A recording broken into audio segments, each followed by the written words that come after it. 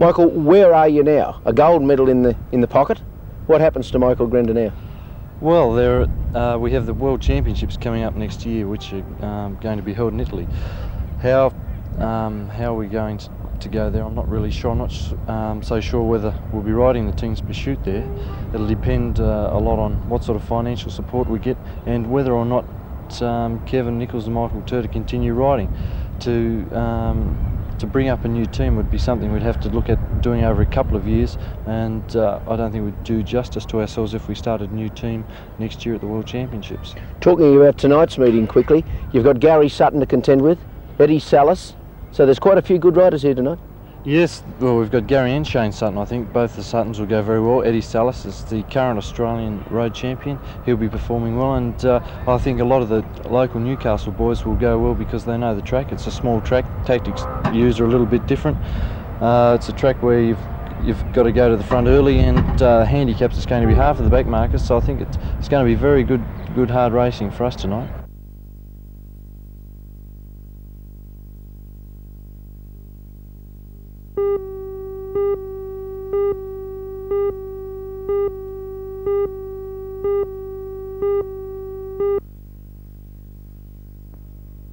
Good morning everyone, and welcome once again. A couple of weeks ago I was mentioning Beneficial Finance Corporation's deferred interest debentures, and there is a very important attraction with regard to tax minimisation. And I gave the illustration of people perhaps buying these debentures in anticipation of their retirement. But let's also look at deferred interest debentures from the point of view of family planning, as I frequently say.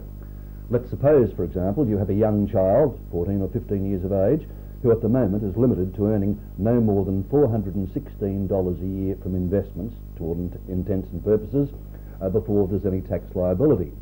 Now, if, for example, and I'll talk about Christopher Bond, if Christopher Bond, who's 16 years of age, wants to invest in some deferred interest debentures, be it Beneficial Finance or some other company, he can do so, and by buying deferred interest debentures, and this is the point that I'm making, he will not receive any interest for a 3 or a 4 or 5 year period, whatever it may be. Now, under the present rules, as I said, he's limited to $416 from investments. But once he turns 18, he can earn up to 4,595 from all sources. So by buying deferred interest debentures now and deferring the income until after Chris Bond turns 18, he is illegally minimising the tax burden and providing his income, and I'm not suggesting for one moment that he won't have a job, be it a full-time job or a part-time job, but providing his income is less than 4,595 after he turns 18, well then there will be no tax liability whatsoever. So please, get some information on deferred interest debentures, again, from companies like Beneficial Finance Corporation. Local stockbrokers can help, and once again I urge you to use the system, not to abuse the system. I'll see you next week.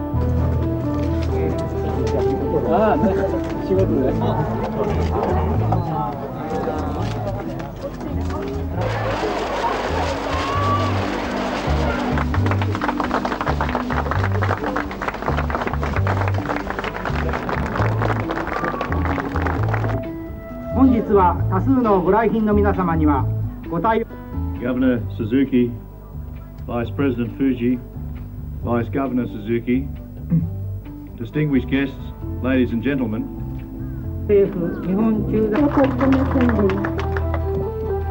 Julie, what do you see as your role in the sister city and this particular promotion?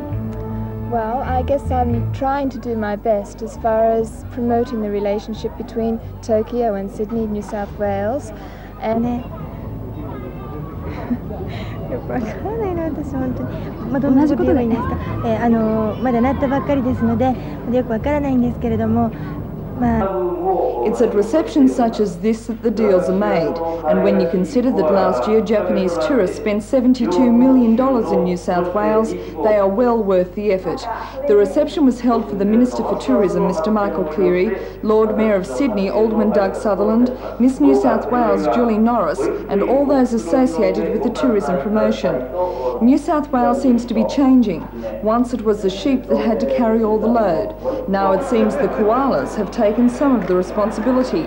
Tokyo has just received 2 koalas, the first to leave New South Wales this century, and the Department of Leisure, Sport and Tourism is hoping that the cuddly creatures will entice even more Japanese visitors to our state. Japan has the money and the numbers to make such a promotion worthwhile, according to a spokesman from the department. And just to indicate how much our popularity has grown, New South Wales is now the #2 spot for Japanese honeymooners, second only to Hawaii. The koalas have made such a splash that they appeared everywhere, from a puppet to an ice sculpture and even in a song.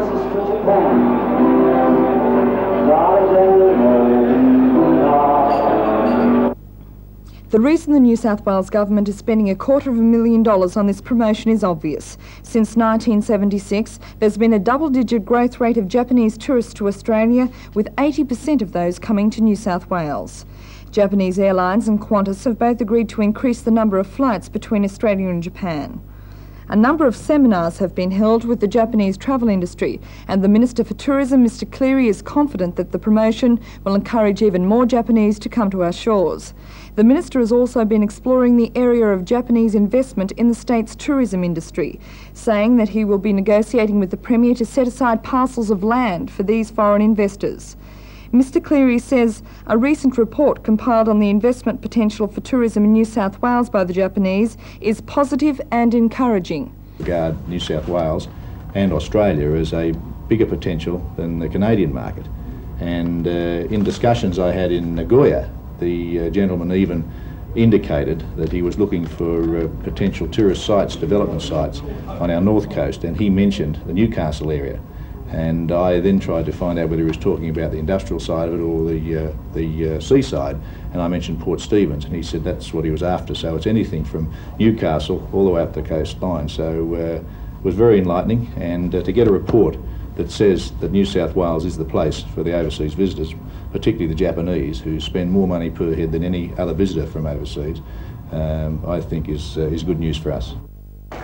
The phenomenon of the koala in Japan has reached epidemic levels. The governor of metropolitan Tokyo, Governor Suzuki, calls it koala fever. And judging from the response of these children, they've been infected. Bear dinkum. And that's the name of the play by the Marionette Theatre Company touring Japan. The 6-person troupe has appeared in Nagoya and Tokyo, the 2 cities where the koalas were presented to zoos last week. The play, although riding on the crest of the koala's wave of popularity, presents quite a different image to the cute and cuddly creature most Japanese are convinced the koala is. Nonetheless, the pink tutu-clad, scowling, muscle-bound bear dinkum is a hit. We've had a terrific response from the kids and the adults and all the people that have seen it. We've been delighted. What can you attribute it to? Oh, other than talent, extraordinary talent. I think, well, firstly, the phenomenon of koala bear in Japan, which there's no other word for it. It's extraordinary, as you would have seen. Koala is just everywhere, in every imaginable form. And other than that, the interest in bear dinkum because of what bear dinkum is. The Marionette Theatre Company will return to Australia later this month. Japan has been described as one of the hardest markets to break into, but the Hunter Valley Wine Export Group has one advantage: the koala. The Japanese are crazy about our furry friends since the presentation of 6 koalas to Japanese zoos last month. As a result, they're willing to look upon anything Australian favourably. The Japanese have a taste for travel, and Australia is the favourite flavour of the month. So while this affection for Australia is running hot, it seems only sensible to try to sell other products there, like our wine. The 16 wineries, which make up the Hunter Valley Wine Export Group, are going into a country where the market is relatively small at this stage. It also has to battle against Italian, German, French and American wines, which are already firmly entrenched. Mr. Graham Dietz from the Hunter Development Board, which is managing the promotion, believes the market is large enough to accommodate the Hunter wines as well. The market growth is such that there's a lot of room for scope, and I think that the time is right for us to bring Hunter Valley wines into the Japanese market. While the market is relatively small, the potential market is enormous. In their haste to become more westernised, the Japanese are taking on our habits, like drinking wine. It's trendy, and the wine group is hoping that the trend will spread. Those who have joined the ranks of the wine lovers are not unsophisticated in their tastes, as Dr. Max Lake, owner of Lake's Folly Winery, explains. There are a considerable number of extraordinarily finely tuned palates. There's no way in the world Australia will be able to send wine here thinking that it is not going to be very carefully assessed. The wine promotion has centred on the KO department store in the Tokyo suburb of Shinjuku, with restaurants in the nearby KO Plaza Hotel including Hunter Valley wines on their menus. By Australian standards, the prices are high, ranging from $20 to $65 a bottle. So far, that hasn't caused problems, because these are expensive restaurants anyway, and people eating there can pay the price. But there are more immediate difficulties. A lot of it has to do with communications, and it is necessary to very carefully analyse any preparations that are made. I think there have been a couple of occasions we've had to rattle bones, but the major problem is that of transport. We're handling 16 brands of wine with over 60 labels, and it doesn't matter how carefully we anticipate sales, we find ourselves in a situation of running out of stock of this brand, and then we've got to simply switch to another. Still, the Japanese seem to like our wines, and all those associated with the promotion are confident of its success, providing we can assure our newfound customers of our reliability of supply and come up with the goods.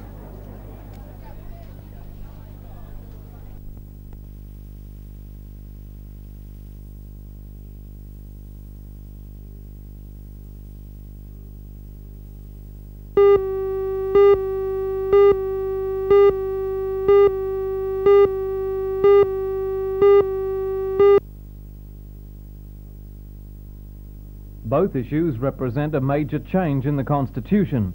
In recent days, many voters have received this pamphlet in the mail detailing the two questions.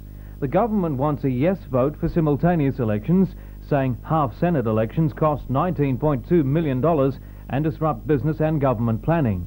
The government also wants a yes vote to changes allowing an interchange of powers between the state and federal authorities. Liberal MP Steele Hall was in Newcastle today on the election trail. He says both constitutional changes are fraught with danger. Simultaneous elections. Why does the Liberal Party oppose that move? Because it's got nothing to do with fixed-term parliaments or stopping the frequency of elections. It's a symptom of the Prime Minister breaking his promises, which he's doing by this. At the last election, last year, he said he would seek a referendum to establish fixed-term parliaments. He didn't. He's simply asking that you automatically put the two elections together, which would allow him to call an election whenever he wanted to. The second question people will have to vote on is the interchange of powers between the state and the federal governments. Why do the Liberals oppose that move? We object to the blank cheque approach. We're not saying that the interchange of powers is always bad. What we're saying is you should know what power you're interchanging, and you should give approval to that by a referendum at the time. Don't have a blank cheque now and enable governments of the same political persuasion to swap all the powers in the world without asking permission from the people.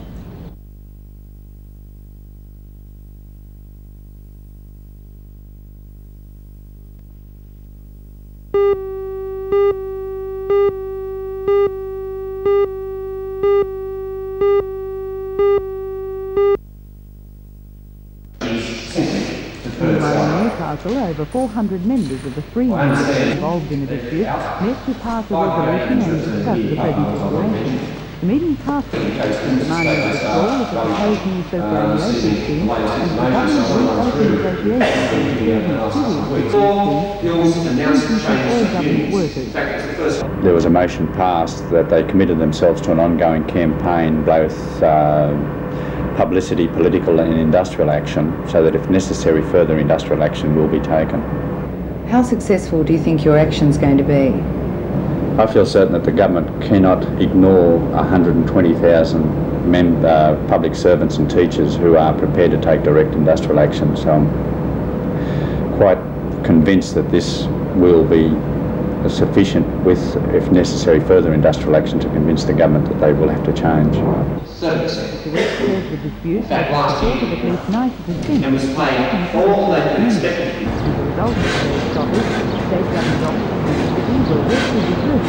As were many of the primary and high schools in the area. With Newcastle's hot and sunny weather, many people obviously took advantage of the day up school and work to flock to the beach.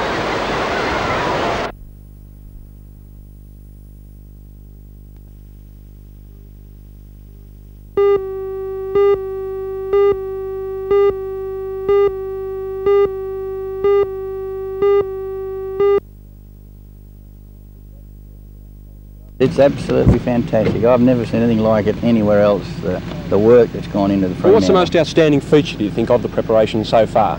Well, Fremantle itself, it's just revamped in its old style, the old cobblestone streets, because it always was nice and they left it that way. And now all the new buildings that have been built are in the same tradition, you know, of our old heritage. I believe there are some outstanding facts and figures associated with the Cup Defence in '87, such as numbers of boats coming and things like that. Well, yeah, there's about 28 boats coming from overseas.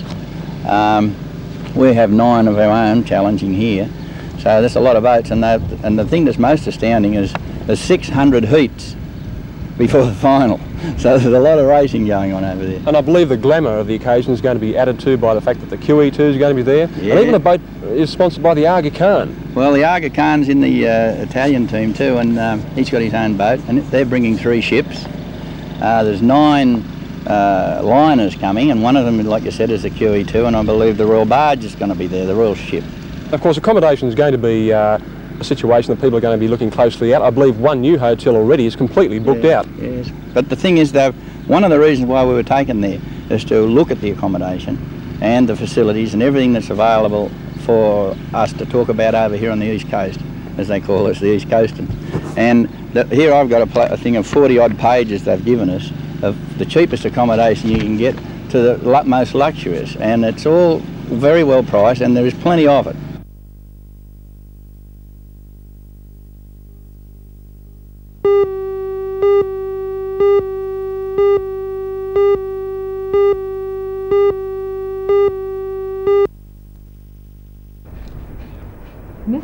Was in Newcastle to give support to the 2 Liberal candidates for the seats of Charlton and Newcastle, Mr Don Dalton and Mr Ashley Saunders. His visit was also aimed at letting Carrington Slipways know what it could expect from a Liberal government. He says more contracts would go to Australian firms and more companies would be encouraged to make defence support equipment if his party won on December 1st. Our policy is essential that we should aim for the maximum amount of self-sufficiency in this country.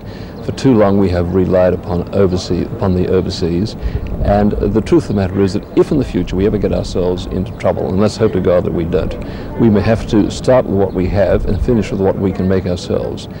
We have great capabilities in this country. We constantly underwrite ourselves. That is, we downgrade ourselves and our own capabilities and our skills. And we can and must over the years build up a very large measure of national self-sufficiency in all areas. If the Liberal Party is successful on December 1, can it guarantee Newcastle any contracts? Look, it'd be the easiest thing in the world for me to come here and say, look, I'm going to guarantee you contracts. No, I'm not going to do that.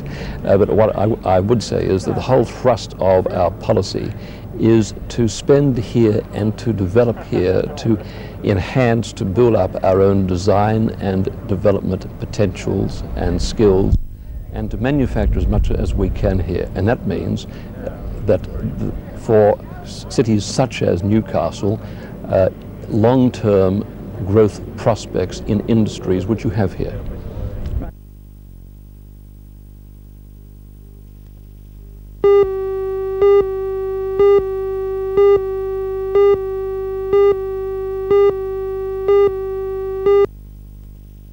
We left in March 22-year-old Marion Ralston and 27-year-old Jane Came back to Lander get work in think their Newcastle trip where we was could more get than jobs. just a cycling holiday.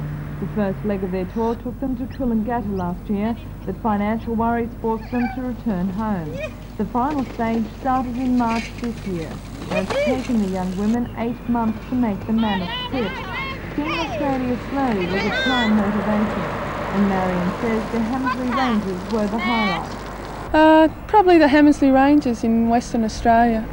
It was just so different to home, I think. Just rugged and red and green spinifex, not grass, no grass out there. So probably that. It was the most adventurous section, so to us that was a highlight. Prowling round their tent at night in the Northern Territory, riding past kangaroo shooters seeing their prey in Western Australia, and depressingly persistent headwinds all the way. But still, they kept going. A lot of bad conditions, bad weather, terrible roads, and just had enough at that some stages, and you feel like chucking it in, but then you get over it, you know, and the next day you feel different.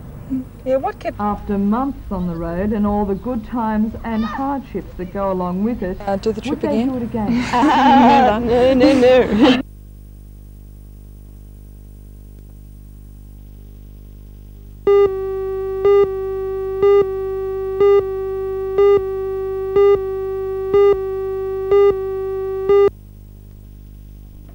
The Newcastle branch of the Surf Life Saving Association